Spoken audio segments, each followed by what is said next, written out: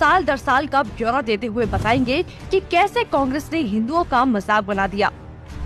1950 में आया आर्टिकल 25। कांग्रेस 1950 में आर्टिकल 25 को लेकर आई, जिससे धर्म परिवर्तन को मान्यता दे दी गई। और सबसे ज्यादा किसका धर्म परिवर्तन हुआ ये सब जानते हैं, लेकिन ये तो सिर्फ शुरुआत थी। नेहरू 1950 में आर्टिकल 28 लेकर आए और हिंदुओं से धार्मिक शिक्षा का हक छीन लिया। लेकिन आर्टिकल 30 के तहत अल्पसंख्यक अपनी धार्मिक शिक्षा दे सकते हैं। धार्मिक शिक्षा के बाद निशाने पर थी धार्मिक संस्थाएं। 1951 में HRCE एक्ट, 1951 में Hindu religious and charitable endowment act लेकर आए। उन्होंने कारण दिया कि बड़े मंदिरों का रखरखाव सही से हो सके, लेकिन इसकी आड़ में कब्जे कर लिए, जिसके तहत भारत में मौजूद बड़े बड़े मंदिरों का प्रबंध सरकार ने अपने हाथों में ले लिया और मनमाने ढंग से इनकी संपत्ति का दुरुपयोग किया। और ये सिर्फ हिंदुओं के मंदिर पर लागू था, बाकी धर्मों या धार्मिक स्थल पर लागू नहीं था। 1956 में हिंदू कोड बिल आया। 1956 में नेहरू सरकार हिंदू कोड बिल लेकर आई, लेकिन अल्पसंख्यकों के लिए इन्होंने पर्सनल लॉ बोर्ड को बिल्कुल हाथ नहीं लगाया। मतलब एक ही है, देश में एक जाति कद संविधान कानून से और दूसरी अपने धर्म के कानून के हिसाब से, और आज भी यूनिफॉर्म सिविल कोड से कतराते हैं। कांग्रेस ने लगाई आरक्षण की आग।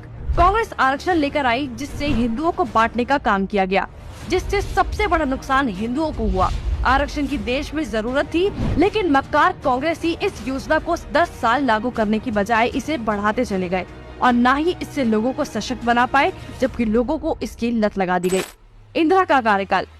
साल 1976 में इमरजेंसी के दौरान ही इंदिरा ने संविधान में सेक्युलर शब्द को जबरदस्ती घुसा दिया, जिसको लेकर संसद में कोई चर्चा तक नहीं हुई। मतलब कि हिंदू बहुसंख्यक होते हुए भी भारत हिंदू देश नहीं कहलाया जा सकता, जबकि आप हमारे आसपास देखेंगे तो सभी मजहबी देश हैं, लेकिन हिंदुओं के लिए कोई देश नहीं बचा। इसके बाद हिंदुओं के कानूनी अधिकार और इतिहास निशाने पर थे। 1991 में पूजा स्थल कानून।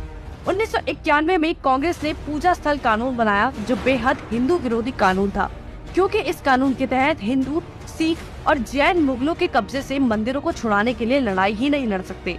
उनके पास दलील सुनने का कोई कानूनी अधिकार ही नहीं छोड़ा गया। हमने लाखों मंदिर और उनका इतिहास खो दिया। 1992 माइनॉरिटी कमीशन एक्ट। कांग्रेस ने अल्पसंख्यक आयोग अधिनियम बनाने के बाद अल्पसंख्यक आयोग बना दिया। ऐसा करके कांग्रेस ने धर्म विशेष के लोगों को स्पेशल दर्जा तो दिया ही, हिंदुओं को बांट दिया, जिसके तहत सरकार की हर योजना का सबसे ज्यादा फायदा धर्म विशेष के लोगों को ही मिलता है, जिससे कांग्रेस ने सांप को भी मार दिया और लाठी को भी नहीं टूटने दिया।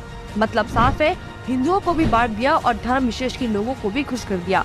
जब देश सेकुलर बना दिया तो मेजॉरिटी और माइनॉरिटी की जरूरत ही क्या थी।